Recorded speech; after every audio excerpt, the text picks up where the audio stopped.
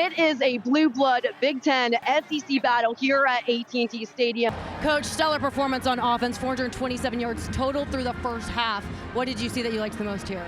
Man, I'm going to be honest, I thought we were really sloppy. Of all the playoff teams, the Buckeyes have played the fewest snaps of all of them. And Chip Kelly says that is by design. They've been preparing for this extended 12-team playoff like the NFL. Yeah, that's Kyle. Do you think that he's starting to lose that spark to keep going? Because it's got to be so deflating doing this week after week. That's a good question. I can't imagine. That's right. A very special day for Joey Aguilar. A venue like Neyland Stadium and being the starting quarterback. I talked to him about that honor. He's got 25 strong from California with his parents in the stands to root for him. All very exciting, but he told me part of the job is managing those expectations and the excitement, the emotions.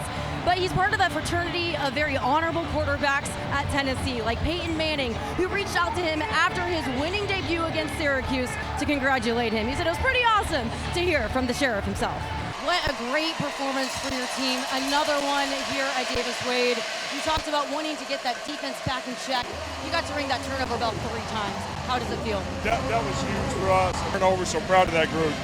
That's right. You also wanted to get the run game going again. You multiplied the rushing yards 4 times over, 6 on the ground. What is it that's getting everything clicking? Yeah, I think we're going to need our run game in a huge way as we continue to move forward. That's right. You have conference play in just 2 weeks. You can feel the energy. I know you like to keep the emotions in check, but you can feel it. What is your message to the SEC right now? It is. They've been preparing for this extended 12-team playoff like the NFL. He was actually carried entirely off into the tent. All the guys went over to check in on him, which is very telling for a team with 54 new players. It looks like it's going to be his left foot.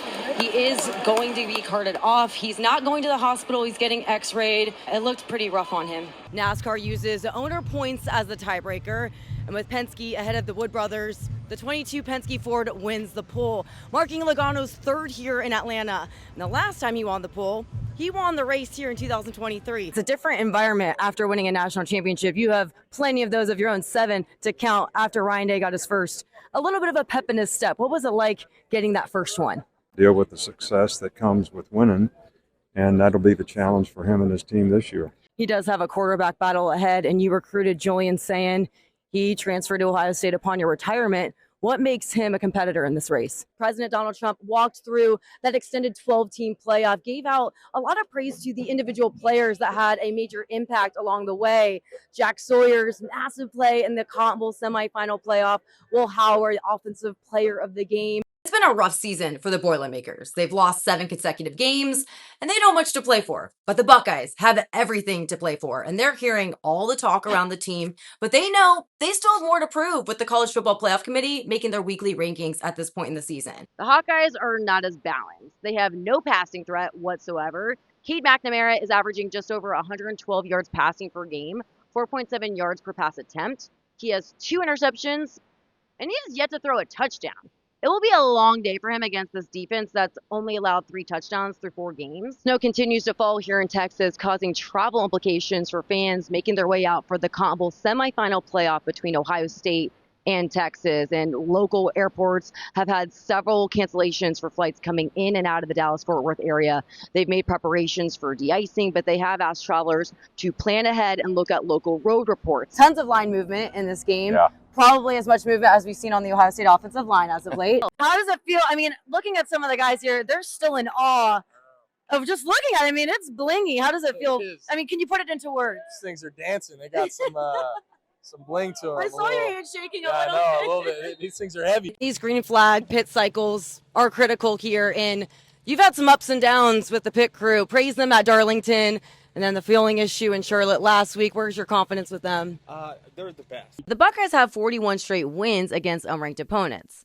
But let's not forget, the last time Marshall went on the road to face a ranked team, it was just 2 years ago when they beat 8th-ranked Notre Dame 26-21.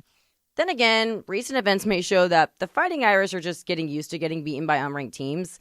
thanks to Northern Illinois in week 2. We keep hearing from Coach Day, Chip Kelly, about how it is a battle of attrition in this 12-team playoff, and that is coming to fruition here in the postseason. Ohio State has played slower on offense, and that was by design. They were playing the fewest snaps of any playoff team, and that's because they have to sustain 16, 17 games to win the national championship. Ross Chastain, the champion of the Coca-Cola 600. We were just chatting. Are you getting sick of this yet? Are you still celebrating? Absolutely not. Seeing how many legends of the sport won that race for so long. And doing it in a historical fashion. Starting last and finishing first just really speaks to the culture of Trackhouse. Can you just speak on working on that car all night? What do you think it is that's getting everyone so bought in? The Buckeyes have arrived in California for their rematch against Oregon in the Rose Bowl quarterfinal playoff. And this bowl game looks a lot different than years prior, and that with the abbreviated schedule, there's not as much media days leading up to it. Crazy fans, and you always have tons of energy. Championship water. I don't know if that's water. I don't think that's water. Part of playing a football game at a baseball field is the teams will actually be spending halftime right here in the dugout. They walk right off from that makeshift field, and they will come here still amongst all the fans in a very intimate setting. They actually have adjusted the seating. They had to clear it out in the end zones to make up for more room. Grand slam for Michael Chandler, team captain. Catching his breath still. Still catching his breath. I tell you what, I needed it. Listen, team captain or not, I made a couple errors. You guys are both kind of. I made a couple errors last. 4 runs, dog. One hit. I know. I didn't know the bases were loaded until they said it, and I was like, oh, that's a lot of pressure. Yeah. Boom, thank God. And you hauled it in. I did. I was right behind Jordan. I was like, bro, we got to go. Stephanie for more on Seth Davis. Yeah, you guys saw all the emotions, extra excitement on the sideline for him. He was injured 2 years ago in the Egg Bowl. I just talked to the trainer. It was a very low percentage of him returning. To have a moment like that really got the team back on their feet, reiterating, Mississippi State, are they back? Guys, are they back? History made for you in your debut at Neyland Stadium with 25 of your family and friends over there from California. How does it feel? I just want to give all glory to God. Good game, good win. A lot of stuff to clean up, but really exciting. 288 yards for you just in the first half. That's more than you got in week 1 against Syracuse. How do you keep the momentum going? Not used to this type of environment, Stephanie. That's right, Jay. This is not your typical game week for the Long Island Sharks. They don't even have lights at their practice facility. They actually had to get creative. They moved into their campus gym, setting up 4 giant speakers, blasting Florida's fight song and crowd noise to simulate this crowd in an SEC environment. Coaches had to tell players every call has to be made with signals only. Ron Cooper, he knows what it's like in these environments, and he warned his players, you have to anticipate this initial shock. I talked to Josh Dobbs about the last time they beat Georgia. I saw the highlight reel, the Hail Mary, and I sent it to him. He said it's always good to see that video, but it actually wasn't intended for Jawan Jennings. It was actually designed for Josh Malone. Wide receivers coach Zach Azani switched Jennings to the left during the timeout, and the rest we know is history. But Jawan says he still relives it every single day. He actually chucked the ball down the field. He was so hyped up. Josh made sure that that moment in history was not lost. It's actually still at his parents' house. Safe and well kept. Center Seth McLaughlin, who suffered an Achilles injury at practice Tuesday. That is the second starter on the Ohio State offensive line to go out for the season. But that does not make Seth any less impactful. He showed up right back at practice to support his team because Carson Hintzman has relied on him throughout the changes that unit has made. No team in the country has allowed fewer yards per game than the Buckeyes, but Northwestern has only scored under 7.5 points once this season. Talked to Jacoby Criswell and Cade McNamara earlier this week, and they admitted to me and they laughed about it. They said it was pretty awkward when they both arrived, both having veteran experience from the Power Four, but it was all because of Coach Healy taking in that extra transparency, having the personability with him that helped build this no ego mentality for the team. There's no poison for them.